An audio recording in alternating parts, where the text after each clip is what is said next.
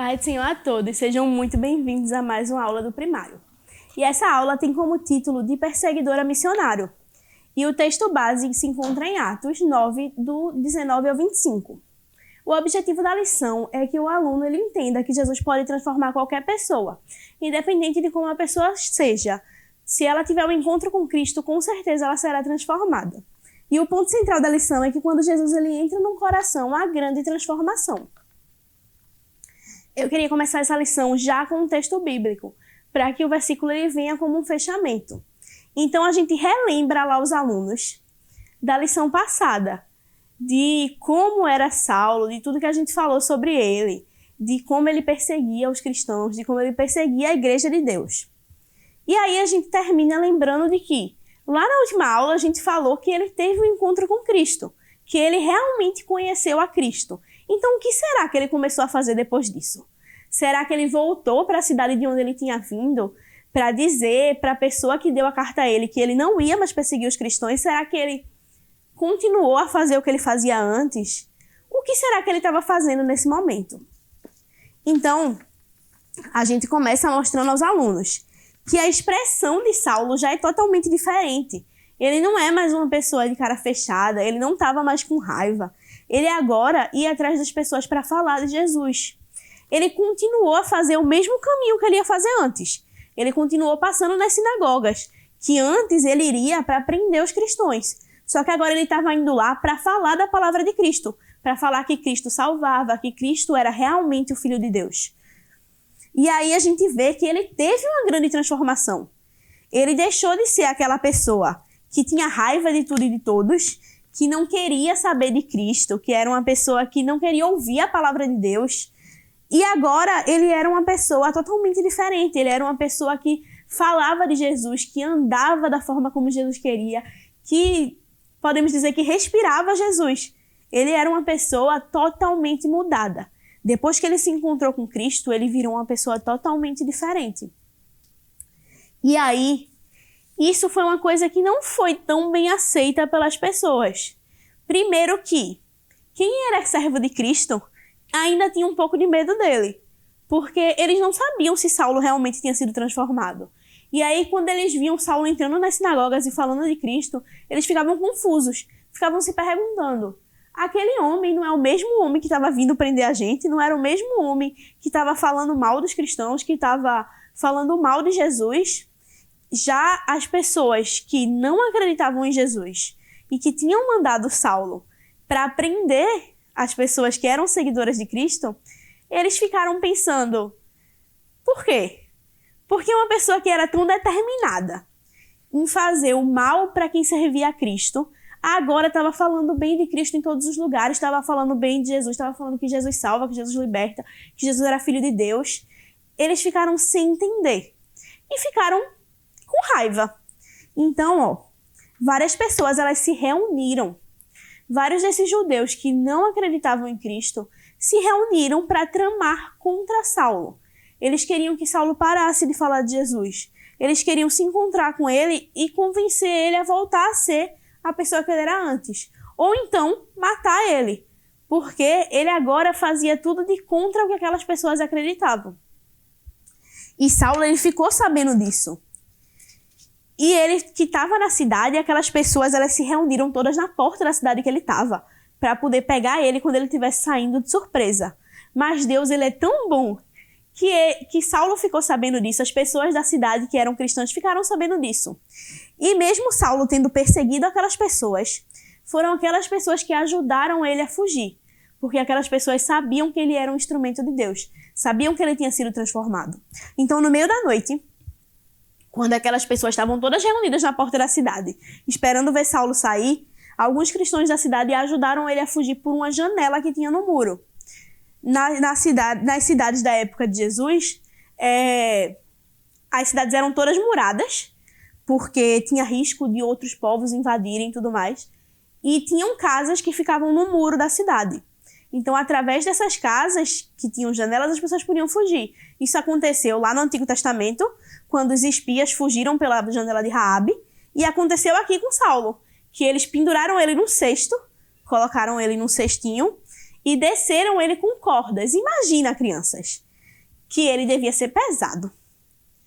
E ele era uma pessoa que os cristãos ainda não confiavam tanto. Mas Deus, ele é tão lindo que aquelas pessoas que serviam a Cristo reconheceram Cristo em Saulo e ajudaram ele. Ele foi transformado da água para o vinho. Ele era uma pessoa que perseguia os cristãos, que era inimigo da igreja, e agora ele se tornou um grande missionário. A cada momento ele estava falando de Deus, a cada momento ele estava fazendo uma coisa nova para Cristo. E aí, nós fechamos a lição com o nosso versículo, que é de transformação. Aí você fica pensando, as crianças no caso, eu deixei esse papel em branco, como eu vou deixar na minha aula, em cima da mesa o tempo inteiro. E provavelmente durante toda a aula, assim que a criança entrar na sala, sentar na primeira cadeira, ela vai perguntar por que tem um papel em branco em cima da mesa? Por que tem um papel em branco junto com as coisas da aula? O que esse papel quer dizer? E aí você vai dizendo ao aluno, vai perguntando, oxe, mas tu não tá vendo a mensagem que tá aqui? Tu não tá vendo o que tá escrito nesse papel? Como pode? E aí, eu fiz essa tinta que você precisa misturar bicarbonato com água para escrever no papel. E aí, quando ele seca, ela desaparece totalmente. E aí, você mistura açafrão com álcool, que é o que eu vou fazer agora, para poder aparecer a mensagem.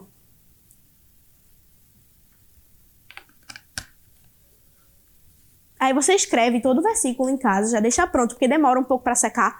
Por isso que eu não trouxe para escrever aqui também, porque ele demora um tempinho considerável para ficar seco. E é bom escrever depois dele seco, porque senão mancha. Aí você pode dividir o versículo em 4 páginas.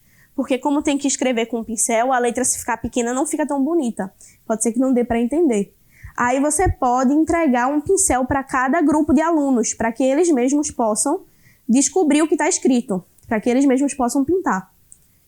E aí, quando vai passando o pincel com o açafrão, a mensagem vai aparecendo. E aí vai aparecendo o nosso versículo.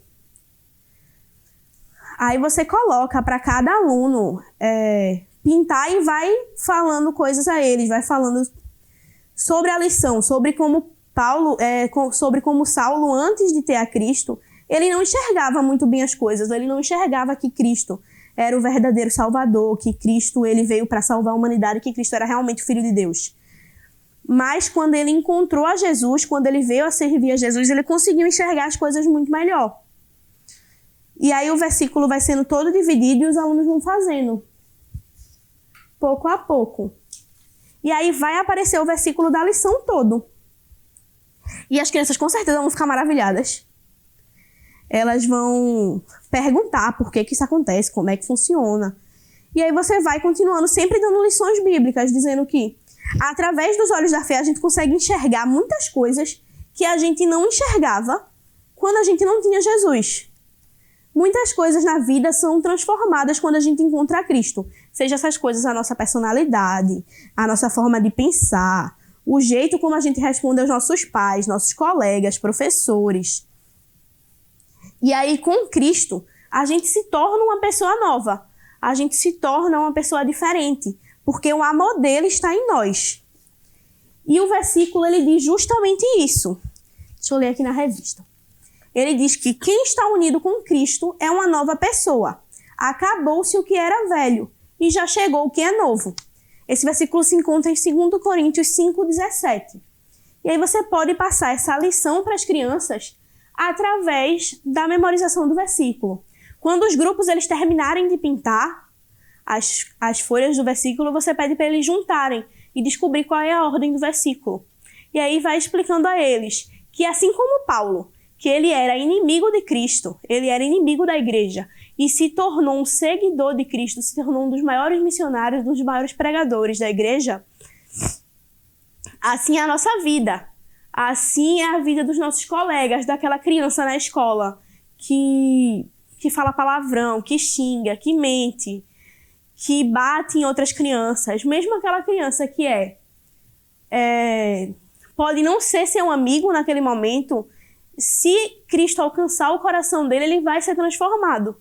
As crianças precisam entender isso, que as pessoas que são mais distantes dela, que as pessoas que talvez elas não gostem muito, elas também podem aceitar Jesus. E é isso que Jesus quer. Ele quer que todas as pessoas do mundo conheçam a verdade. E isso não se encaixa somente com as pessoas que a gente gosta. Então a criança ela tem que pregar para um coleguinha que ela gosta, mas também tem que pregar para aquela pessoa que ela não goste tanto. Porque quando Cristo estiver no coração dela, todos nós vamos ser irmãos. Todos nós vamos servir a Cristo juntos. E aí eu trouxe uma dinâmica para exemplificar essa transformação na mentalidade da criança. Para essa dinâmica você vai precisar de pode ser um copinho descartável, eu trouxe um copinho de café, que ele é pequeno, e algo maior. Porque esse copinho ele vai representar a mentalidade, a mente da gente, a nossa cabeça, a forma como a gente pensa. E aí eu trouxe alguns feijões. Os feijões eles representam os nossos planos, os nossos sonhos.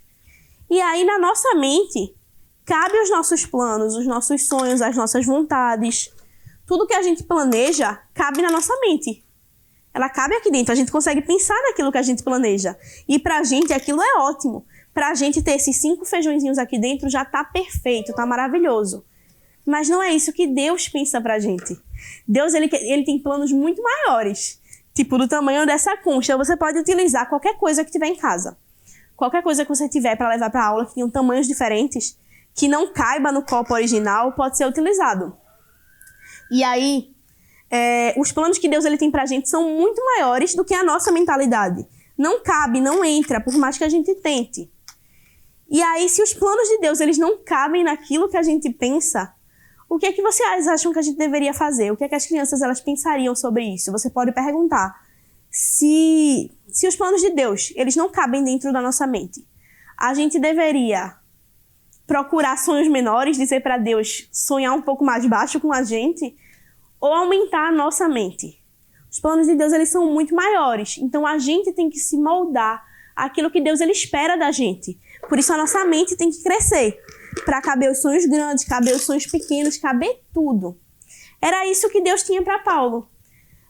Paulo ele acreditava que ele estava fazendo a coisa certa, ele acreditava que ele estava trabalhando para Deus. Ele, como um judeu, ele estava servindo a Deus da forma dele. E ele achava que aqueles planos que ele tinha eram os corretos. Mas Deus ele tinha planos diferentes. Então ele teve um encontro com Saulo e transformou a vida dele inteira.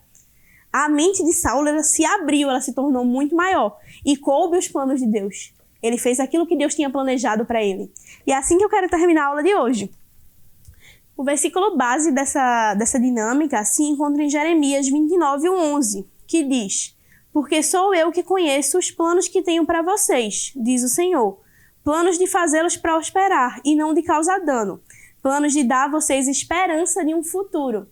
Que as crianças elas saiam daqui hoje entendendo que Deus tem planos muito maiores para as nossas vidas. Tanto para as nossas vidas que já somos cristãos, que já estamos na igreja, quanto para a vida das pessoas que estão no mundo.